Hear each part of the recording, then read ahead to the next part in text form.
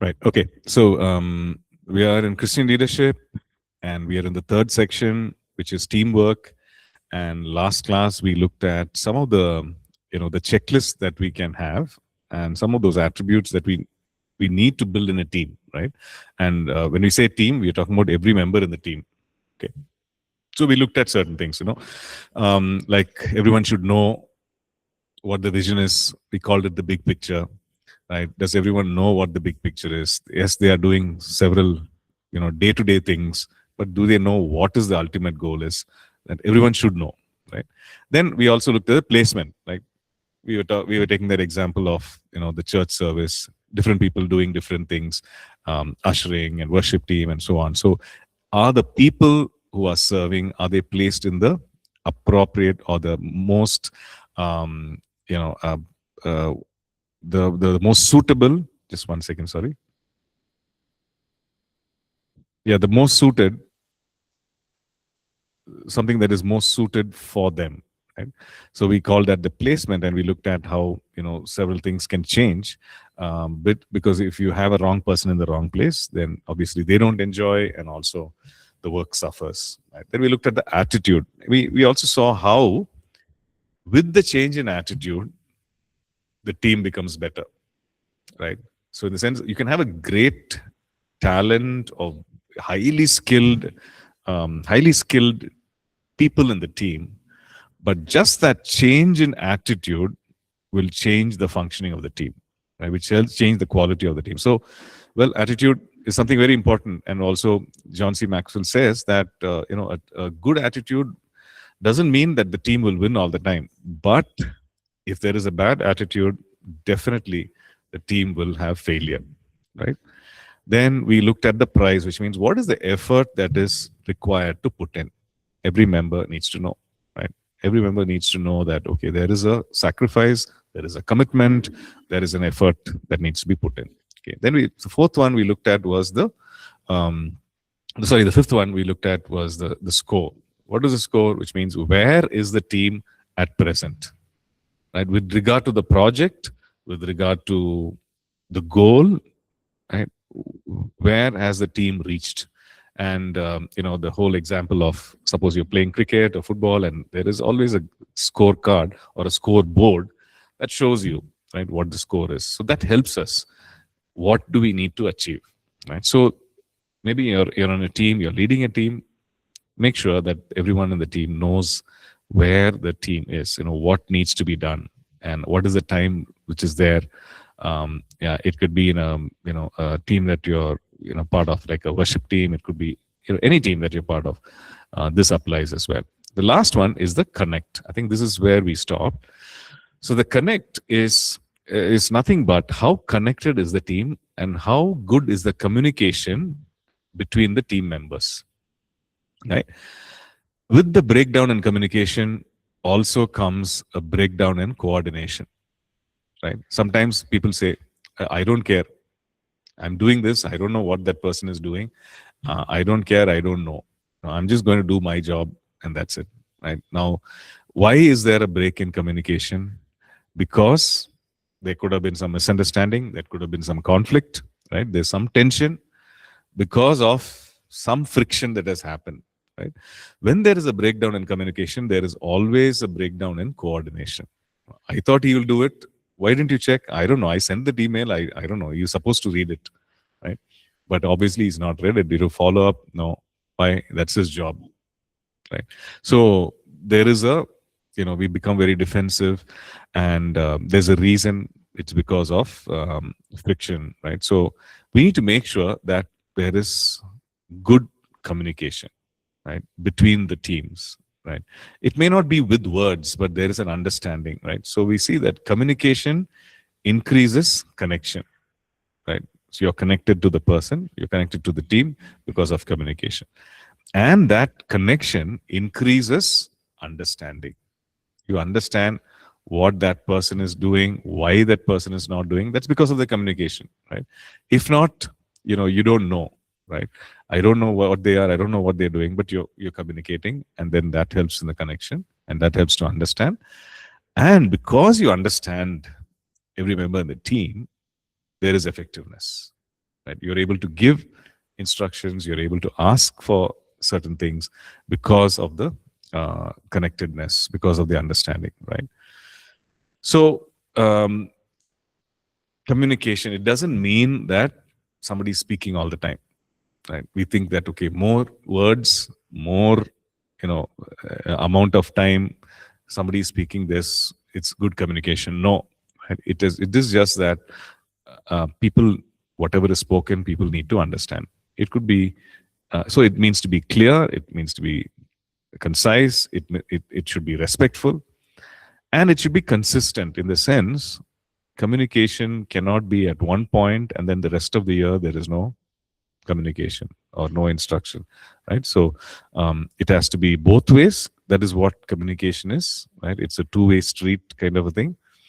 um, and as a person who's leading, it is our responsibility to facilitate communication between the team members, right? We make sure, if there is a relational tension, we make sure that it is not there, it is taken off, and so that communication is facilitated.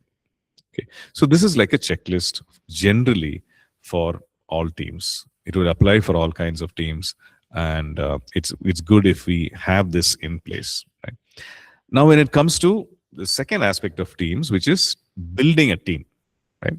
So building a team, what does it mean? It means that you have a good team, you develop the right team. Okay, so we do it in two ways. One, we recruit the right people, right? So you say you're starting from scratch, you're recruiting. Recruiting means that you are trying to see who are the people who can actually join the team, right?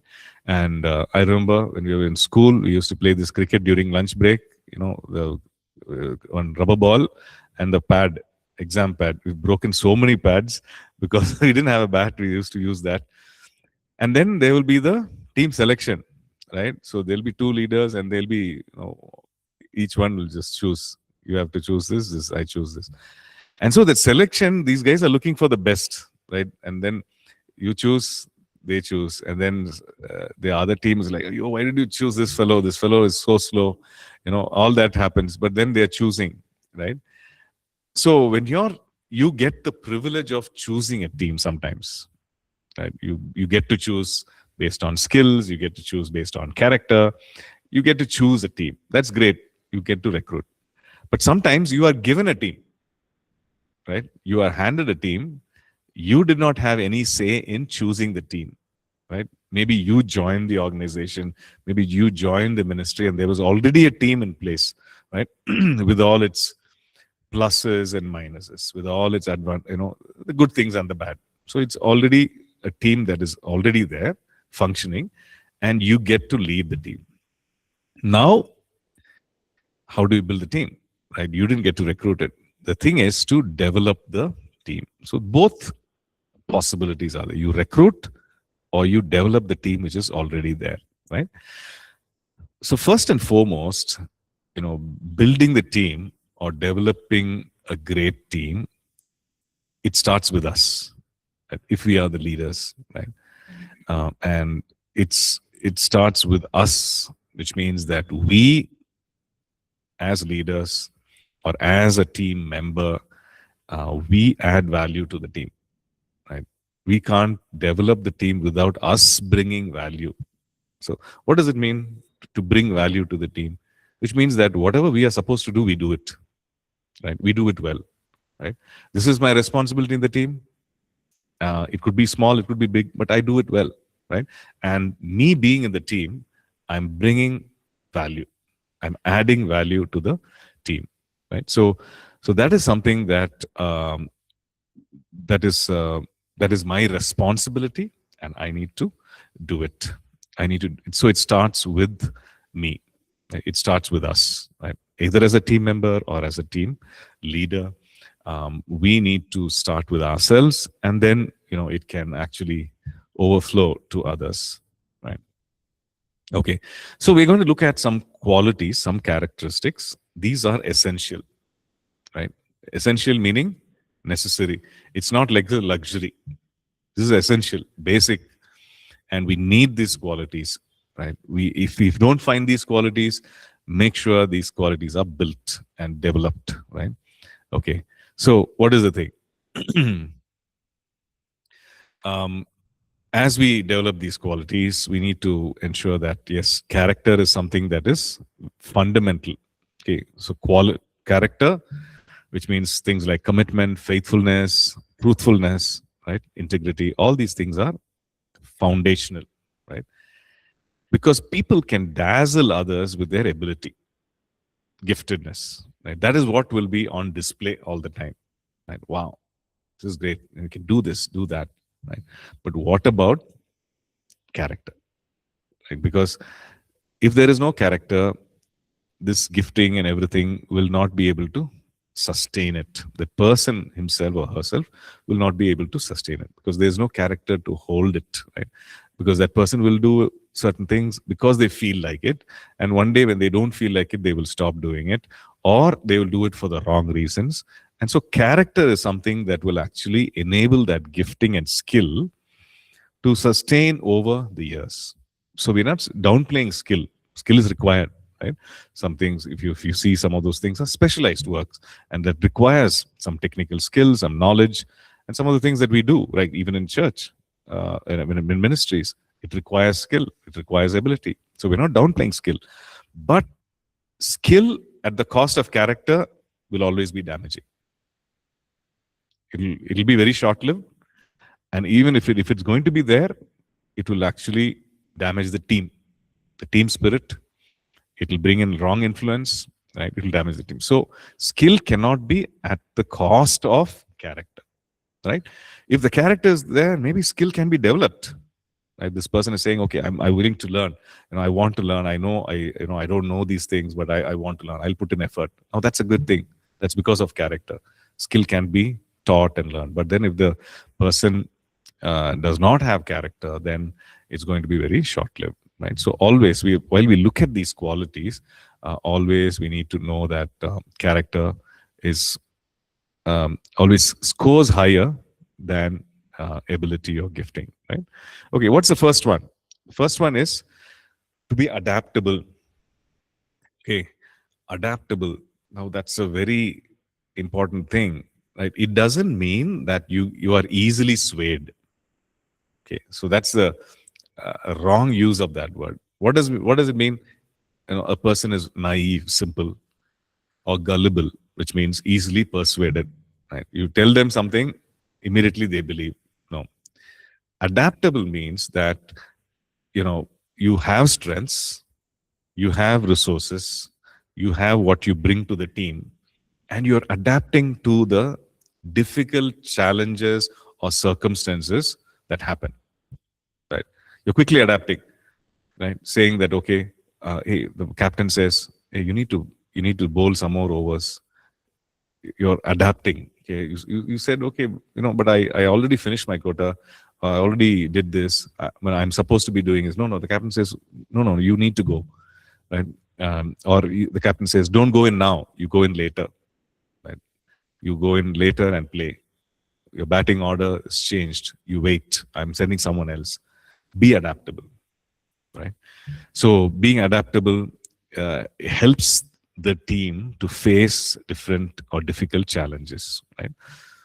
So in order to be adaptable, what quality should I have? Right?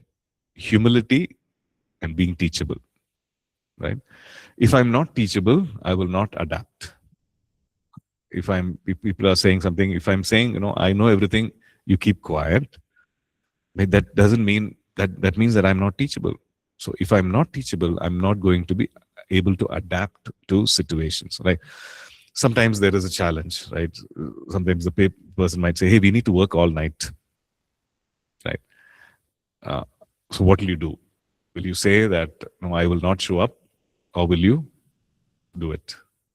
That's the thing. No, it's not like we are every day we're going to do it, but these 2 days we need to work. We need to work all night. We need to get it done, right? And so if you are a team player and if your team is good, we're not talking about taking advantage of people. We're not talking about exploiting people. We're saying this is a genuine reason. This is something that's required of our team. Can we do it? right? So if the person is teachable, which means ready and willing to learn and do new things and adapting to challenges, then yes, that's a plus. That's a big thing, right?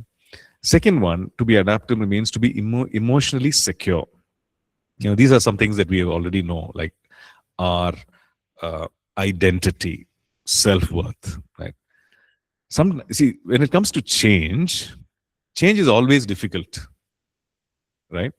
Change is always it comes with it a certain, it brings in a certain level of discomfort, right? Suppose now you go back to your dorm and you're supposed to, they've taken your bed and everything and put it somewhere else. Right? Say, okay, from today you have to sleep there, right? And no explanations given. It's a change, right? It's a necessary change. Please, you have to do it. So it's uncomfortable. You're so used to that place. You're so used to that window. You open and then you're so used to the breeze and everything. So change is difficult. Change is uncomfortable, right? But if we are threatened, right? If you're not secure by every change that happens in the team, let's say a new team leader or a new team member, right? And if you feel threatened and therefore you're not adapting yourself to change, right? Like, for example, change in the way we learn things, change in the way we teach, right? So COVID actually brought in a lot of changes to that, right? We had to quickly learn to not only teach to the in-person class who's already there, but also teach to the online students, right? So so none of us were skilled in this, none of us knew anything about it, but we had to change, right? And initially it was even more difficult because it was only online, right? So you can imagine talking to a screen and you see those DPs which are there, and that's it. You just need to go at it, right? Imagine that you're talking to a very lively class, and and all that. So one has to adapt, and one has to be not feel threatened by change, to be emotionally secure, right? And then also creative, do things differently, creatively solve things. All these actually help us to be adaptable, right?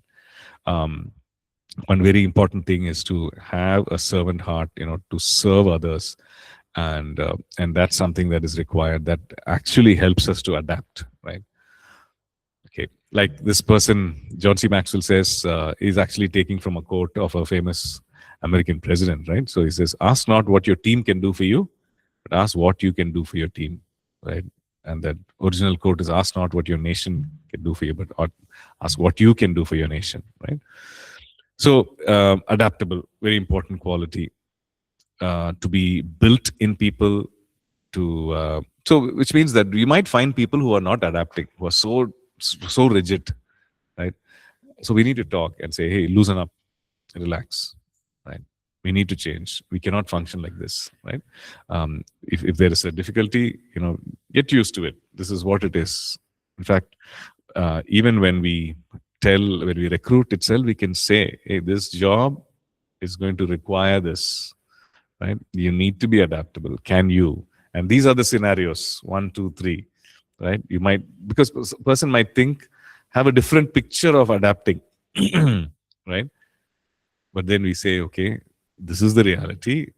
This is how one needs to adapt. Are you okay? Right? Second one is collaborative. What does it mean to collaborate? It means to work together, to be able to work together, right? So whether it's a football team, you need to work together, right? You need to be able to pass to one who's advancing. You need to work together. You can't say, I will not pass the ball to this person because I don't like him, right? You can't say, I will not. The captain is saying, hey, why don't you bowl like this? And you're saying, no, I will not bowl because I will not bowl in that manner. I will bowl. You can't say that, right? So we need to work together. We need to collaborate together. If you ever seen a pit stop in a Formula One car race, right? How many seconds do they take to change the car tire? Right? That's it. And how many tires do they change? Yeah. So if I don't work together, it's like I'm not doing the whole thing myself. Like this guy who's having that hydraulic, what do you call uh, to remove the tire, right? He's got that hydraulic thing, tool. He just brings in, takes it out, right? Zzz, and then the whole thing comes out. And someone else moves the tire out. Someone else brings the fresh tire in and puts it. And then this person goes back again and tightens it. And that's it. The person who's standing in front takes that thing out and the car moves out. Seconds, right? But if they don't work together, the race is lost, right? So working together comes before winning together, right? So collaboration is required. So when you look at these terms like cooperation, it means working together agreeably. And cooperating, sometimes it's even tolerating. But collaboration is working together aggressively, which means that, hey, let's pursue this, right? We need to work together. What do you need? What do you want to do your job well? Okay, this is what I need to do my job well. But what do you need, right? And how quickly do you want this information, right? And this is how quickly I want this information, right? I want this report so that we can do our job well, have that understanding and work together, right? So how does that come? How are we able to collaborate when we see our teammates, team members, when we see them as collaborators and not as competitors, right? See, in the Corinthian church, they saw the church, unfortunately, the Corinthian church saw Paul, Apollos, Peter, they saw them as competitors, right? They saw these men of God, whom God was using to minister to this church. They saw them as competitors, and they felt it okay to say, I belong to team Apollos. I belong to team Paul. Now we are actually against each other. We'll see who will do well. We'll see who is doing best. We'll see who's doing more. They saw each other as competitors, right? And therefore, what happened? It was dividing. There was strife, carnality in the church, right? So that is not helpful, but we see each person as the same team. We are part of the same team, working for the same purpose, working towards the same goal. We even have the same boss, right? So that is what Paul had to bring them. Hey, we are co-workers. Co-workers means it's in modern day terms, it means colleague. Hey, we are colleagues, right? Co-workers with God, saying we are the same team as God Himself. How can you divide, right? So, so we see each other as we see each other differently. We don't see them as competitors, but we see as collaborators. What about our attitude? Be supportive. Like when like when, let's say, the worship team is there to lead worship, and when you have the sound and setup team, sound and setup team, like even here, coming here, and then you guys say, okay, this is the cable, this is the thing. Are you okay? This mic, we want more volume. It really enhances everything, right? So you don't have to. There's no struggle. So we need to be supportive and say, okay, do you have everything what you need? Do you have this? This is fine. So then we are collaborating. It actually moves the quality several notches up. Same thing, sometimes it's like, okay, I've not received the words for the songs. When are you sending it? Right? And so when we send it early, when you receive it early, and you are also ready. You're not hurrying, you're not rushing, you're also ready, and you're doing it well. So that is a supportive attitude. If I am delayed, then I'm actually affecting the quality, affecting the work of that person. So how can I, as a collaborator, how can I support that person, right? What is required from me to support the work of that person? Like, does that person need more tools? Does that person need more training? And also the whole thing of timing. When does he need it, right? So when we take care of that, when we have a supportive, service-minded attitude, it just changes, right? Changes the team. You see the team is actually thriving, like they're flourishing, and it's so exciting to see a team that is on fire like that. And so imagine, the ministry team, the church, a team that is on fire like that, right? um, so if the team is not supportive, then you see the whole thing is becoming a drag, right?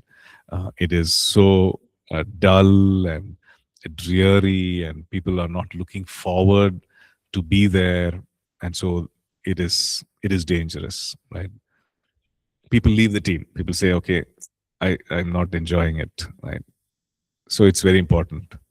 Okay, then the focus is on the team and not the self, right? So yes, in the team, everyone has different roles, but when we need to work together, you do your role well. No role is higher or lesser than the other, right?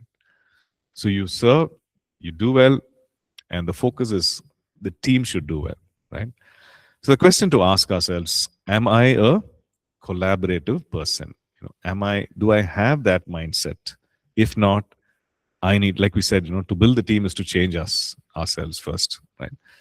Is and also, ये सब तो नहीं है कर सकते sir भर रहा है सुतो Shubham, I think your mic is unmuted. Yeah, please mute it. Thank you. Okay. Okay, so ask ourselves, am I a collaborative person? The second one is a good indicator is, does my presence in the team affect it, negatively, in the sense I come in and suddenly the team is not functioning well, right? Whatever I'm doing, the team doesn't seem to progress. When I'm not there, team is doing well. So which means that, hey, something that I'm doing is wrong, right? I'm actually slowing the team down with my attitude, with my actions, with my inaction, right? So that's the thing to check. I'm not being a collaborator in the team. I'm slowing the team down. Like somebody said, the team is only as strong as the weakest link in the chain. If you take a chain, it can be made of the strongest metal, right? But you know that chain has these links, right? Interlocking links. If there is a weak link, right? Maybe it is cut in two. It is cut halfway. You could have the strongest of metal, but it's only as strong as that weakest link, right? If that link gives way, the strongest of chain will break. Okay?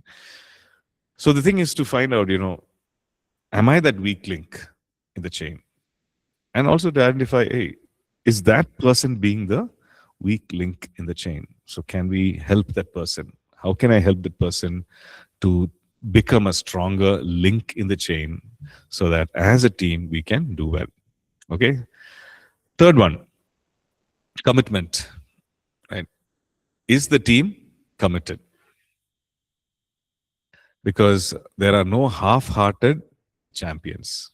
Recently I was just watching a video of this athlete Shah Carey. She's a runner athlete, the US track team, right? A Black American. And so, I mean, it's a treat to watch her run. She's like so fast. And I was looking at some of the earlier videos, as a child, how she was training. Unbelievable. Same intensity, right? Totally committed to the warm up, to the trainings, right? So no wonder, she's able to produce that kind of speed in a track event as an athlete, right? So wholehearted, fully there, fully committed, right? So when it comes to winning, when it comes to being champions, there's no half-heartedness, right? Saying 50-50, okay, let's see, there's no, that way we cannot actually do anything, right? There has to be a wholehearted effort, because there are no half-hearted champions, right? When it comes to, let's say, difficulties, when it comes to challenges, what do they bring out? What do they expose? Challenges and difficulties, they expose actually our commitment level, right? It throws light and saying, okay, uh, if there is a challenge and if there is a half-hearted commitment, then we see that, okay, this person has stopped. Maybe even the slightest of challenges, they say, okay, fine, let's go back, right? Let's just give it up. So it challenges and difficulties actually test the strength of our commitment. It exposes the level of our commitment, right, to the level to which we are actually committed to the task, right? So commitment, it does not depend on gifts. It does not depend on abilities, strangely, right? It does not depend on our skill levels. Commitment is a choice, right? Whether the conditions change or not, commitment is a choice, right? You choose, you decide, and you hold on, and it is something that is driven by your internal values, right? And so, commitment is a powerful thing, so powerful, right? And we look at the apostles. We look at especially Paul, the life of Paul, and we see that that strong tenacity, tough commitment. Especially when we study Second Corinthians and we look at, I think it's chapter 11. Let me just see. Okay, Second Corinthians, chapter 11, right? Second Corinthians 11 on from 23 onwards, right? He's talking about his experience in ministry, right?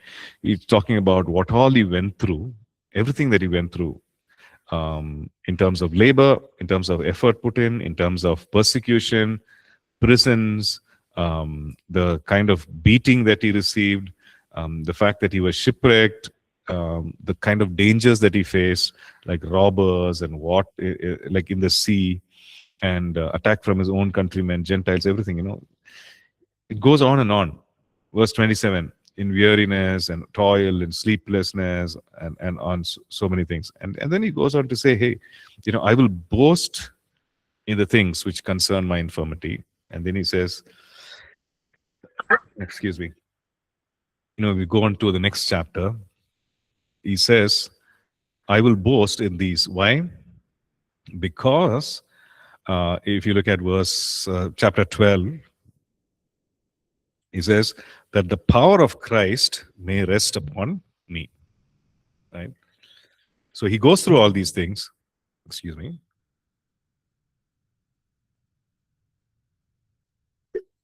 So he goes through all this, and then he says that the power of Christ may rest upon me. Saying, hey, when the power of Christ rests upon me, then he knows he's more than a conqueror, that he will overcome. Same thing we see in, I think, in the book of Romans. Let's look at Romans chapter. Yeah.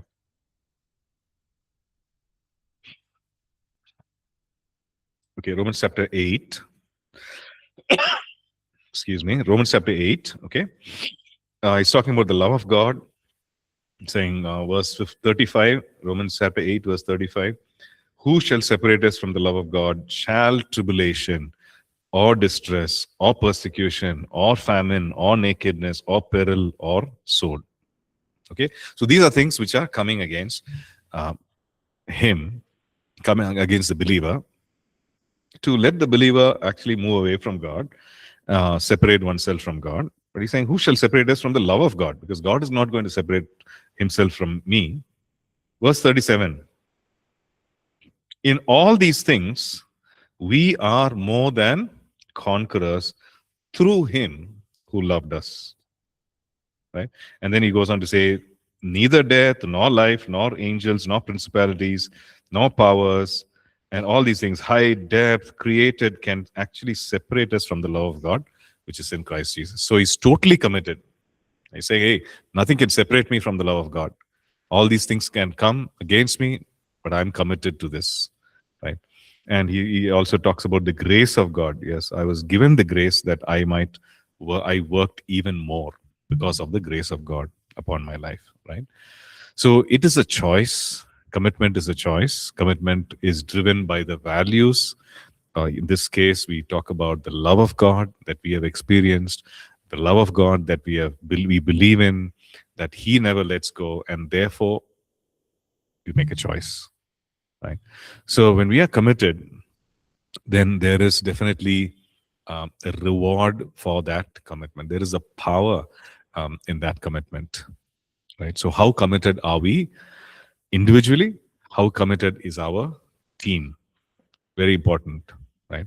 So what is the commitment level? So a person can be very skilled and not be committed, right? And it's a very sad thing, right? A person can be very talented.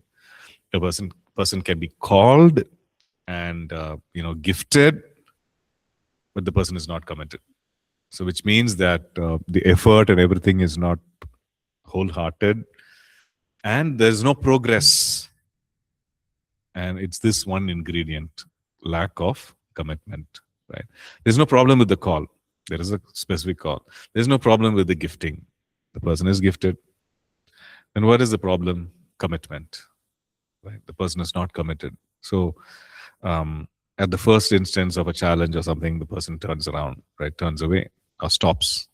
Then it's a very sad thing, right? There's not progress. So when it comes to the team, if the team is committed, then you see so much of progress, right? So much of victory that is there when the team is committed.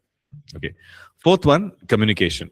We looked at that, right? Communication increases connection, which causes us to understand and which helps us to care for people, right?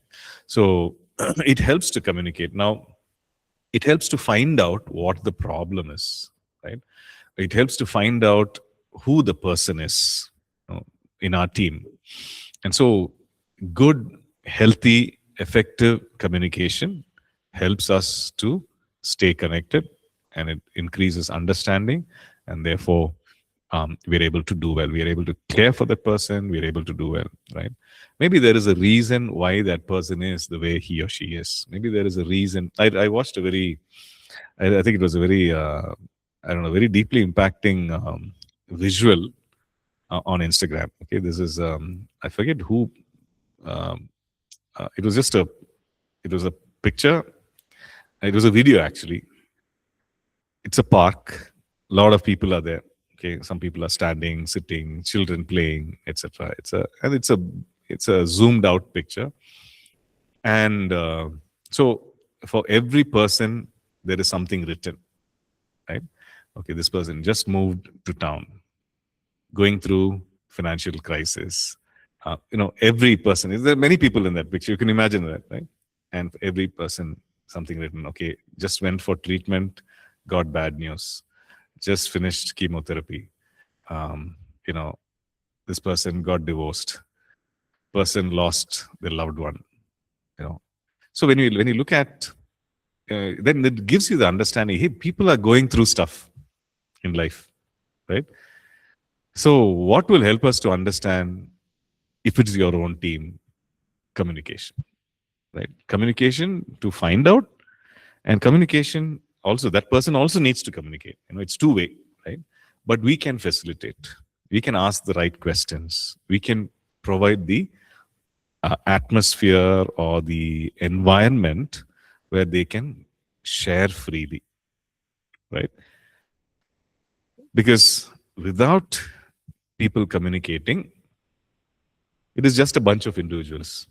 Like they don't know each other. They don't. They're just there. They come. They go back. They come, do their job, go back, right? And there's no effectiveness, right? And so effective communication helps to work effectively, to clear misunderstandings, right? To find out, why is that person always like this? Why is that person always leaving halfway, right? Why is that person not showing up? All those things, there is a reason. If you find out and find solutions for that, sometimes when that person understands that you care, okay, I understand your challenge. I know this is a challenge, but when they know that you care, they will actually show up.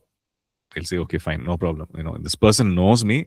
This person knows the problem that I'm going through, and I'll show up despite all the challenges. I'll show up. I'll be there. Right? Sometimes that itself is enough, right? You don't need to suggest a solution. You don't need to care. You're saying, hey, I'm with you, right? I'm with you. I understand, but this is our expectation. Let's go towards it. You do what you need to do, but I'm with you on this. And that itself is enough, right? And of course, it helps if you say, hey, why don't you do this? Why don't you face this challenge in this manner, right? Have you tried this? Right? You suggest a solution. Then you see that, yes, the individual in the team who's going through that problem, who's not communicating, is also opening up, right?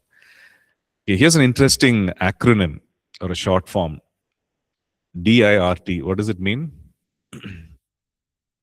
No. What does DIRT stand for? Dirt. What is dirt? Any dust, anything. Dirt is actually mud or anything that needs to be cleaned, actually, right? Dirt, right? So DIRT is don't ignore relational tension, right? Sometimes we say, okay, this thing is there. Don't. Maybe that's not the right time. Okay, address it appropriately, but don't ignore it, right? Don't ignore relational tension, because in a team, it affects teamwork, right? Okay, next one. Okay, probably we'll look at this. Maybe this, yeah, one more we can look at. Competent. What does competence mean? Competence. What does that word mean?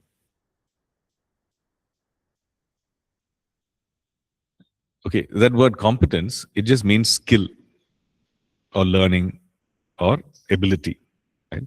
So you're there maybe in that particular team in a role because of your competence also, right? So because you can do certain things. Either you're good at accounts, you're an accountant, right? You're good at arranging stuff, putting things together, you are a coordinator, right? You're able to see through processes and administrate things. You're an administrator. So the role that you do, or the role for which you are employed or recruited, is because of that competence, right? The competence or skill level in that particular thing. So to be competent is to be, in terms of character, in terms of attitude, it means you're committed to excellence, right? So that's we may not look at competence in that manner. You might say, okay, this person has the ability to do this, has the knowledge to do this, but also what about the attitude, right? Committed to excellence, not settling for mediocrity, committed to excellence, right? And when you look at certain organizations or certain companies, there's this guitar manufacturer, Taylor. Right? The Taylor guitars are very expensive, right? Even I think the minimum thing is like, I don't know how, those days it used to be 50,000 plus, right? I'm sure it's more, right? A lakh easily. So these are guitars. What is so special about them? This thing is the details of the guitar. Zero error, right? In the production batch, suppose they produce whatever 20 guitars, 25 guitars, zero error. So that is the quality level, and therefore high quality, high price, right? Taylor guitars. So the thing is, details. They give attention to details. So if you're paying attention to the detail, that means you're committed to excellence, right? And errors. Maybe it could be certain things that we are submitting. Maybe it is something that we are displaying, putting on screen. Are we giving attention to details? And you're saying, okay, oh, the spelling errors, that's okay. It's fine. This is another way of spelling that word. No, it's not, right? There could be an American way of spelling or British way of spelling. That's it. That is okay. But you can't have your own way of spelling, right? That will result in chaos. So, like sometimes, in your personal communication, you might say, CUZ. What does that mean? Because. Full form is because, right? Or you say, okay, HULLO. That means hello. But you can't put hello there like that, right? And whatever, we might use short forms, we might say, so many things in our personal communication, but it's when it comes to work related, when it comes to some things that you are submitting, there has to be details that you need to look into and make sure that there are no errors, right? When it comes to a report, how's the formatting, right? Is it like one word is, all caps, second word is all small, the font size is, 12 in this, 15 in this, and it's like everywhere, right? So formatting, all these things. So it's very important to pay attention to details. So it talks about competence, right? So in order to improve competence, what do? That means we need to focus. And if we need to develop competence, it means focus. It means I need to spend time with that particular job and I need to focus on it and not look at anything else. What does focus means? Focus means I look at one particular thing to the exclusion of other things. That is focus, right? I'm not looking at 10 different things. It's impossible. It's difficult. I'm not multitasking, right? I'm looking at one particular thing, studying it, seeing how I can improve it. And at the same time, I'm not looking at 10 other things, right? I'm just focusing. That's what focus is. So I need to have focus in order to develop competence or bring that level of excellence, right? Develop the ability to get the details right, and also attention to implementation. What does that mean, right? We might plan great things, but how do we implement it, right? Okay, maybe as a ministry, I plan, okay, today we are going to do registration, right? And I announce it, hey, for this event, registration. After the service, please register. Okay. And people are looking, where do I register? And everywhere people are, where do I register? I don't know. Where? No, I want to register for this event. I don't know. You please ask him. You please ask her, right? And then finally, the person is asking. They've gone to the gate, and then get the tire auto and go. That's it. So what happened? The implementation didn't happen, right? We didn't say where to register, how to register, right? Like somebody recently sent a feedback. Hey, I registered for this event. I wanted to cancel. But there was nothing there to talk about how to cancel. Because if I had canceled it, then you could have saved on, whatever, you're planning, you're arranging your food, etc. But there was nothing. And then I also tried getting, checking with whoever was leading the event, how to cancel. I also didn't get the proper information.